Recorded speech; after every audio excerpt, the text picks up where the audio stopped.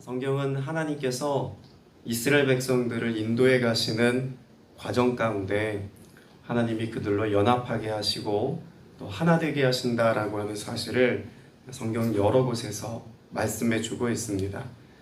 특별히 지금 이스라엘 백성들은 하나님께서 그들을 군사로 불러 모아 주셨죠. 그래서 하나님께서 약속하신 땅 가나안을 차지하게 하시기까지 하나님이 그들로 온전히 하나 되게 하시는 것을 기뻐하신다라고 하는 것을 이미 여러 차례 말씀하셨습니다. 하나님이 그들로 하여금 하나 되게 하시기 위한 가장 완전한 방편으로 선택하신 것이 어떤 것이었을까요? 하나님이 12지파를 하나님의 각각 진영을 짜서 그들로 하여금 어디에 그들의 장막을 쳐야 할지 말씀하셨고 그 중심에 성막을 두심을 통해서 하나님을 주목하여 바라볼 수 있도록 그들의 삶의 지경을 만드셨다는 것에서 우리는 그 답을 찾을 수가 있습니다. 성경이 우리에게 말씀해주고 있는 하나됨의 원리, 여러분 그것은 다름 아닌 하나님을 주목하여 바라보는 것입니다. 하나님께 시선을 두고 하나님께서 향하는 방향을 주목해보고 하나님이 인도하심을 따라갈 때 비로소 우리는 완전한 연합, 그 완전한 연합을 통해서 하나님의 뜻을 이루는 거룩한 공동체로서의 삶을 온전히 살아갈 수 있다는 이야기죠. 여러분 비단 이것은 이스라엘 백성 전체를 다루어 가시는 하나님의 사역에 관한 말씀에만 적용되는 것은 아닙니다. 여러분 가정이 하나 되는 원리도 어디에 있을까요? 서로를 바라보고 그 연약함을 찾아내어서 이것을 가지고 서로를 비판하고 평가하고 또 판단하여서 거친 말로 서로를 나무라는 것에서 하나됨의 원리를 발견할 수 없습니다. 도리어 우리 안에 있는 연약함들을 들추어내기보다 이 문제를 하나님께 가지고 나아가고 이 연약함의 문제를 하나님께 맡긴 바 되었을 때 도리어 하나 되게 하시는 하나님의 은혜가 가정 안에 이루어짐을 볼 수가 있죠. 가정을 넘어서 교회도 마찬가지입니다. 교회 공동체 안에도 하나님을 주목하여 보는 믿음의 사람들이 견고하게 세워지면 교회 안에 비방의 말과 거친 언어들이 거둬지는 하나님의 회복의 역사가 있다는 것을 우리는 발견할 수 있어야만 합니다. 오늘 우리가 읽은 민수기 12장의 말씀은 이스라엘 백성들 전체에 만연되어지고 있는 하나님이 지금 하나님의 사역을 이루어 가시는데 가장 큰 걸림돌이 되어지는 어떤 한 가지 주제를 명확하게 드러내는 사건을 기록하고 있습니다. 이스라엘 백성들이 하나님의 군대가 되어서 드디어 행진을 시작했습니다. 10장부터 시작된 그 행진. 그런데 그 행진 이후에 11장 어제 본 말씀에서 이스라엘 백성들의 모습 속에 무엇이 발견되었습니까? 원망이죠. 여러분이 원망하는 모습이 이스라엘 백성들의 삶에 드디어 드러나기 시작했습니다. 그들이 하나님이 가라고 명하신 그곳을 향해서 행진하기 시작한 지 3일 만에 그들의 인내심이 바닥이 났고 하나님을 향해서 모세를 향해서 원망의 마음을 쏟아내기 시작했습니다. 여러분이 원망의 말은요 단지 서로를 향하여서 내뱉는 어떤 인간의 말로만 그치지 않는다는 것을 발견해야 합니다. 11장 1절 말씀에 보면 여러분 그 악한 말로 원망하는 이 말을 누가 들으셨다고 말씀하고 있을까요? 여호와께서 들으시기에. 여러분 이것이 민수기 11장 또 12장에 흐르고 있는 원망에 대한 하나님의 모습임을 우리가 주목해 봐야 합니다. 여호와께서 들으시기에. 서로를 향해서 원망의 말을 내뱉는 것 같지만 정작 들으시는 분은 하나님이신 것을 알 수가 있죠. 오늘 우리가 읽은 12장 말씀에도 마찬가지입니다. 모세가 구스 여인을 아내로 맞았습니다. 구스 여인이라고 하면 지금의 에디오피아, 아프리카 지역에 있는 에디오피아 사람을 구스 사람이라고 부릅니다. 그럼 여기 모세가 취한 여인은 이방 여인이죠. 이것을 빌미 삼아서 모세의 형제들인 아론과 미리암이 모세를 비난합니다. 근데 실상 이것이 비난거리가 되려면 앞선 십보라라고 하는 여인을 처음 아내로 맞이했던 그때부터 이것이 비방거리가 되어야 옳습니다. 그런데 처음 아내로 맞았던 십부라에 관해서는 이들이 이것을 비난거리로 삼질 않았죠. 근데 구스 여인을 비난거리로 지금 삼고 있는 이것은 단지 이방 여인을 아내로 맞았다라고 하는 이것이 그들에게는 빌미가 되었다는 것을 드러내주는 장면입니다. 애초에 불만과 불평과 또 혹은 스스로 높아지려고 했던 그 교만함의 마음들이 아론과 미리암 마음 가운데 자리하고 있었다는 거죠. 그리고 그와 같은 마음을 가지고 모세를 비방합니다.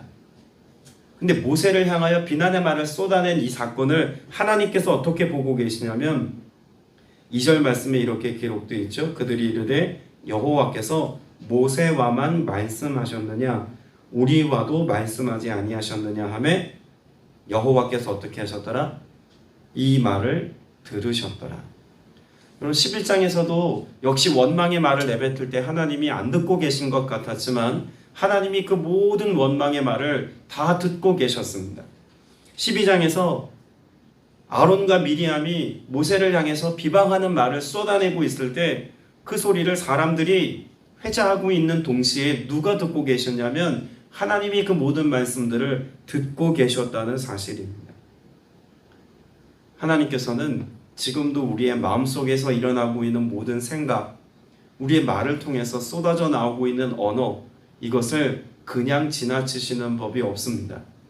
하나님은 우리의 말과 우리의 생각까지라도 면밀히 보고 계시고 또한 다 듣고 계신다라고 하는 사실을 하나님 앞에 살아가는 우리가 늘 가져야 될 삶의 태도로 취하여야 할 줄로 믿습니다. 우리가 관계 안에서, 특별히 사람과 사람 사이의 관계 안에서 왜 우리 안에 불평과 불만과 내 생각과 같지 않음으로 일어나는 불편한 마음 가질 수 없겠습니까? 누구에게나 그런 마음은 다 일어날 수 있다는 이야기죠. 그런데 이것이 비방하는 말이 되어서 우리 마음에 가득한 것이 입 밖으로 쏟아져 나올 때 여러분 이것이 어떤 일들을 일으키는지 성경이 우리에게 말씀하고 있는 것을 듣고 이해해야 합니다. 여러분 오늘 본문 말씀에 보면 이것이 충고나 권면이나 혹은 사랑의 돌봄으로서의 말이 지금 전달되고 있는 방식이 아니라는 것을 알아야겠죠. 아론과 미리암은 자고했습니다. 스스로 높아지려고 하는 마음이 있었습니다. 그래서 그 허물을 찾아서 모세를 끌어내리고 나도 그와 같은 자리에 오르려고 했던 인간의 욕망 가득한 마음에서부터 비롯된 비방의 말이라고 하는 점을 주목해 보아야 합니다. 그렇게 다른 사람을 향해서 쏘아낸 그런 비방의 말들을 성경은 뭐라고 말하고 있을까요?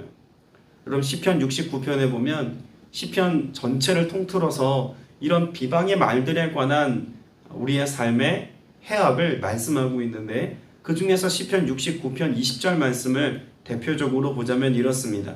비방이 나의 마음을 상하게 하여. 그럼 비방의 말이 어떤 해악이 있다고 말합니까? 사람의 마음을 상하게 한대요. 마음을 아프게 하고 병들게 하는 그런 원흉이 무엇이냐면 비방의 말이라는 겁니다. 더불어서 그 비방의 말로 인해서 마음이 상하여 마음에 근심이 충만하다라고 말합니다.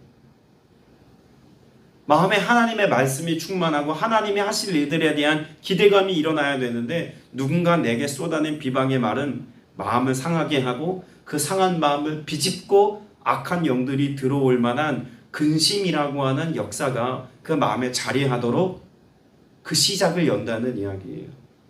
그리고 뒤이어 나오는 말씀에 보면 불쌍히 여길 자를 바라나 없고 긍휼히 여길 자를 바라나 찾지 못하였나이다. 그렇게 내 마음이 상하였고 근심이 충만하게 되었지만 내게 위로가 되어주는 어떤 사람을 내가 발견하지 못하여 내가 죽음과도 같은 삶을 살고 있습니다라는 고백을 시편 69편에서는 하고 있는 거죠. 이 69편뿐만 아니라 다른 여러 시편의 구절에서 다윗은 그렇게 외로움과 더불어서 홀로 남겨진 자리에서 들었던 수많은 비방의 말들로 인하여 죽음 같은 시간을 보내고 있다는 고백을 여러 구절에서 합니다. 때문에 야고보서 말씀에도 보면 우리에게 비방에 관하여서 이런 명령을 말씀합니다. 야고보서 4장 11절에 형제들아 서로 비방하지 말라. 형제를 비방하는 자나 형제를 판단하는 자는 곧 율법을 비방하고 율법을 판단하는 것이라. 여러분 여기 율법을 비방하고 율법을 판단한다는 것은 무엇을 말씀하고 있는 걸까요? 하나님을 무시하거나 하나님이 계시지 않는 것처럼 여기며 너희가 재판관이 되어 누군가를 판단하려 한다라고 하는 말로 하고 계신 이야기입니다. 그러니까 형제를 비방하는 말, 여러분 이것을 하나님이 어떻게 말씀하고 계신 걸까요? 스스로 하나님과 같이 되려 하는 행위, 이것으로 규정하고 계시다는 것입니다. 여러분 우리가 하나님의 자리를 대신할 수 있습니까? 물론 우리가 하나님께서 맡겨주신 사명을 감당하지만 하나님을 대신할 수도, 하나님의 자리를 대신할 수도 없다는 사실을 우리는 인정해야 합니다. 때문에 우리 스스로 나와 너와의 관계 안에서 일어나는 그 관계의 중심에 하나님이 계셔서 역사하신다는 신뢰와 믿음의 고백을 가지고 살아가야 우리는 화평케 하는 자, 하나님께서 우리를 통해서 일하실 때 드러내는 하나님의 선함을 드러내는 거룩한 도구로서의 삶을 온전히 살 수 있다는 이야기입니다. 하나님께서 모세를 세우시면서 모세 곁에 아론과 미리암이라고 하는 하나님의 사람들을 곁에 두셨습니다. 여러분 모세라고 하는 이 사람이 하나님 앞에 성실함으로 친구와 같이 나아갈 때 하나님과 독대하는 그런 충분한 은혜를 누렸음도 사실이지만 그럼에도 불구하고 장정만 60만, 200만 가까운 그 이스라엘 민족을 이끌고 나아가는 리더십의 자리에서 그가 겪었던 외로움이라고 하는 것은 우리가 쉽게 상상할 수 있는 크기의 외로움이 아니었습니다. 그런데 이와 같은 때에 하나님께서 아론과 미리암을 곁에 두셨다는 이야기는 무엇을 함께 이루어가라는 걸까요? 하나님의 나라를 이루어가고 모세를 도와서 연합하고 하나가 되고 그래서 서로의 부족함을 채워서 아름다운 동역자로 세워가기를 기대하는 마음을 가지고 하나님은 아론을 세우시고 미리암을 세우셨다는 이야기입니다. 물론 그 외 70인 장로들이나 여러 백성들의 그런 10부장, 100부장, 1000부장을 세우는 여러 과정들에서 하나님이 여러 동역자들을 세우셨지만 모세 가장 가까운 곳에서 모세의 모든 연약함과 허물까지도 다 들여다볼 수 있는 그 가장 가까운 자리에 아론과 미리암을 세우신 것은 그들로 하여금 서로가 힘이 되어주고 위로가 되어주기 위해서 하나님이 세워준 거룩한 동역의 관계임을 우리는 알아야 합니다. 여러분 내 마음을 아프게 하는 사람이 어떤 사람일까요? 나하고 가까이에 있는 사람입니까? 아니면 내 멀리서 그저 대면대면하여 가끔 안부 묻는 사람입니까? 나를 정말 아프게 하는 사람, 내 마음을 상하게 하는 사람은 정작 나와 함께 살아가는 가족이거나 내가 사랑을 많이 준 오랜 시간을 함께한 이웃일 수 있다는 것을 우리는 이미 삶에서 깨닫고 알고 있습니다.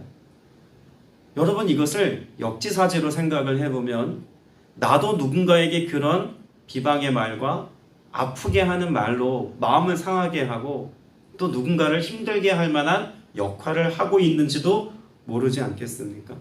그런데 여러분 이것을 그저 가볍게 여겨서는 안 됩니다.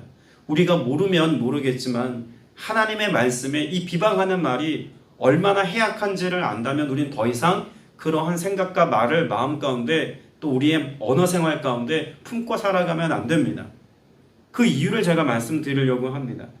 로마서 1장 28절 이하 말씀에 보면 하나님께서 그 마음에 하나님 두기를 싫어하는 자들에 관하여 말씀한 내용이 있습니다. 로마서 1장 28절로 30절입니다. 또한 그들이 마음에 하나님 두기를 싫어하매 하나님께서 그들을 그 상실한 마음대로 내버려 두사 합당하지 못한 일을 하게 하셨으니 곧 모든 불의, 추악, 탐욕, 악의가 가득한 자요 시기, 살인, 분쟁, 사기, 악독이 가득한 자요 수군수군하는 자요 비방하는 자요. 여러분 여기 비방하는 자의 목록, 하나님께서 합당하지 않는 일로 여기는 그런 죄악의 목록을 하나님이 말씀하시면서 수군수군하는 것과 비방하는 것, 다시 말해서 소문내는 것과 다른 사람을 험담하는 그런 악한 비평에 관하여서 하나님이 그것을 합당하지 않은 일로 여기고 계시다는 것입니다. 근데 더 우리가 주목해 보아야 될 것은요, 언제 이렇게 합당하지 않은 일을 행하며 사느냐입니다. 그들이 마음에 무엇하며 하나님 두기를 싫어하며. 그 마음에 하나님이 계시지 않는 사람의 마음 가운데는 무엇이 쏟아져 나온다는 이야기입니까? 다른 사람에게 누군가의 허물을 들추어 이야기하는 수군거림과 누군가의 연약함을 들추어 그것을 비난의 말로 바꾸어 말하는 비방의 말이 하나님 두기 싫어하는 사람, 그런 사람들의 마음에서부터 흘러나오는 것이라는 겁니다. 더불어서 에베소서 4장 31절에도 말씀합니다. 너희는 모든 악독과 노함과 분냄과 떠드는 것과 비방하는 것을 모든 악의와 함께 버리라고 말합니다. 여러분, 악하다고 말씀하고 계세요. 그 악한 것의 목록 안에 비방이 포함되어져 있다고 우리가 말씀을 통해 이제 보았다면 더 이상 우리의 삶에 비방하는 말을 그쳐야 합니다. 어제까지 그렇게 사셨어도 오늘 이 말씀 앞에 선 여러분의 삶은 이제 비방의 말을 그쳐야 합니다. 여러분, 관계의 주도권을 누가 갖고 계십니까? 하나님 갖고 계십니다. 어제 다니엘 기도에 참여하신 분들은 그 간증을 들으셨을 겁니다. 그 이민아 대표가 했던 그 관계에 대한 아픔과 진통의 시간들, 회사를 경영하면서 겪었던 아픔들, 저도 몇 차례 만나서 교제했던 자매인데 그런 간증이 있는지는 몰랐어요. 근데 관계 안에서 배운 것이 있더라고요. 관계의 주도권이 하나님께 있다는 사실을 인정하고 나니까 관계에 매이지 않거나 그 관계 안에서 하나님이 기대하시는 건강한 삶의 모습을 우리 어떻게 살아야 되는지 배우게 되더라는 이야기입니다. 오늘 저와 여러분의 삶에도요, 반드시 하나님과의 관계 안에서 내게 주신 하나님의 사랑을, 또 나에게 역사하시는 하나님의 은혜를 누리는 것도 너무나 중요하지만 나와 너와의 관계 안에서 그 관계의 주도권이 하나님께 있다는 사실을 우리가 믿고 맡겨야 우리는 어떤 삶을 살 수 있습니까? 비방의 말을 그치는 삶을 살 수 있습니다. 여러분, 마지막 때를 살아가는 우리의 삶에 그것이 어떠한 모습으로까지 성경에 기록되어 있는지를 우리는 봐야 합니다. 요한계시록 13장 6절 말씀에 보면 마지막 때 일어난 여러 징조들에 관한 말씀을 하면서 이런 말씀을 해요. 짐승이 입을 벌려, 여기 말하는 짐승은 뭐죠? 사단의 권세죠. 짐승이 입을 벌려 하나님을 향하여 비방하되, 하나님을 향해 사단이 하는 일이 뭐예요? 비방이라는 겁니다. 여러분, 그 비방거리를 찾고 지금도 하나님을 대적하는 방식으로 선택하는 그 악의 방식이 비방이에요. 여러분, 비방이라고 하는 것은 그런 점에서 보면 사단이 즐겨 사용하는 악한 행위라고 말할 수도 있지 않겠습니까? 오늘 저와 여러분이 비방의 말을 할 때 누군가를 죽이는 것과 같은 그런 삶의 영향력을 끼친다면 여러분, 이것을 바꾸어 사용하면 어떤 일이 일어날까요? 비방의 말을 그치고 축복의 말을, 사랑의 말을 우리가 입술로 쏟아낼 때 여러분, 그것은 생명을 살리는 역사를 일으킨다는 것도 우리는 발견할 수 있어야만 합니다. 단지 에베소서 4장 말씀에서와 같이 비방하는 말을 그치라 라고 하는 것이 더 이상 그런 말을 중단해라 라고 하는 어떤 단절의 의미이기보다는 비방의 말을 그쳤다면 오늘 우리의 삶을 통해서 어떤 말들이 쏟아져 나오게 하라는 더 적극적인 의미로 봐야 합니다.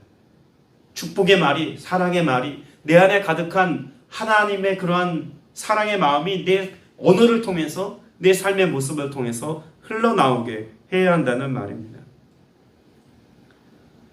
3절 말씀에 보면은요, 그런 비방하는 말을 들었던 모세의 모습을 뭐라고 기록하고 있을까요? 이 사람 모세는 온유함이 지면의 모든 사람보다 더하더라. 여러분, 이 온유함이 오늘 우리가 닮아가야 할, 모세를 통해서 우리에게 보여주는 하나님의 성품입니다. 여러분이 온유함이라고 하는 것이 단지 그 마음이 넉넉하고 너그러워서 누가 나에게 무슨 말을 하더라도 허허 웃고 마는 그런 정도의 마음을 말하는 것이 아닙니다. 여기 말하는 이 온유함이라고 하는 것은 누군가 내게 비방의 말을 한다 할지라도 그 사람을 내가 다루지 않겠다라고 하는 마음, 다시 말해서 관계 안에서 하나님의 일하심을 기대하는 마음을 갖고 있는 상태, 여러분, 이것이 온유함 아니겠습니까? 하나님을 기대하고 하나님을 바라는 마음이 그 마음 가운데 있기에 내가 굳이 아론과 미리암을 판단하지 않겠다 내가 이것에 시시비비를 가리지 않겠다라고 하는 마음이 모세의 온유한 마음이라고 말합니다. 단지 그것은 마음이 넉넉해서가 아니라 하나님을 향한 기대하는 마음이 그 마음에 가득했기 때문에 가능한 마음 아니겠습니까? 여러분, 우리는 누군가의 연약함을 보면, 누군가의 잘못을 보면 그것을 자꾸 지적해주고 바로잡아서 그 삶이 교정되게 하는 것이 사랑이라고만 생각합니다. 근데 오히려 그냥 내버려 두는 게 사랑일 수도 있습니다. 그냥 방치한다는 개념이 아니라 이 문제를 가지고 하나님 앞에서 씨름하는 거죠. 누군가 나를 아프게 하고 누군가 나를 비난한다 할지라도 여러분이 이것을 가지고 분쟁하거나 언쟁하지 아니하고 도리어 하나님 앞에 무릎 꿇고 기도하고 하나님의 일하심을 기대하며 기도한다면 여러분, 이것이 그의 온유함이다라고 우리에게 말씀해 주실 겁니다. 저는 우리 공동체 안에서, 또 여러분의 가정 안에서 여러분의 온유함이 모든 지면에 있는 이 땅의 어떤 사람보다 더 큰 온유함으로 자리할 수 있기를 축복합니다. 여러분, 그것은 내가 착해져야 된다는 이야기가 아니라 하나님과의 관계 안에서 삶의 문제를 다루는 그 삶의 태도가 깊어진다는 것을 의미합니다. 여러분, 비단 비방의 말과 관련된 문제만 생각해 볼 것은 아니겠죠. 모든 인생사에 관하여서 하나님을 대입하여서 하나님의 행하심을 기대할 수 있는 사람은 결코 분내거나 결코 짜증내거나 결코 우리의 삶에 다툼으로 일관하는 삶을 살지 않을 겁니다. 감사가, 찬송이, 기쁨의 고백이, 즐거움의 언어가 하나님으로 인하여 여러분의 마음 가득한 고백되어서 쏟아져 나오고 이것이 예배가 되고 찬송이 되게 하는 복된 삶 사는 여러분 다 되시기를 주님의 이름으로 축복합니다. 기도드리겠습니다. 은혜가 풍성하신 아버지 하나님, 우리가 신앙 상식으로, 아니 살면서 이미 너무나 잘 알고 있는 영적인 기본기에 관한 말씀을 오늘 다시 한번 확증받았습니다. 우리의 말과 우리의 행위가 하나님과 같이 재판관이 되지 말아야 함에도 불구하고 우린 끊임없이 타인의 실수에 너그럽지 못하며 누군가의 잘못을 들추어내고 비방하며 이것을 빌미삼아 스스로 높은 자리에 오르려고 하는 어리석음 가운데 있다는 것을 말씀을 통해 깨닫습니다.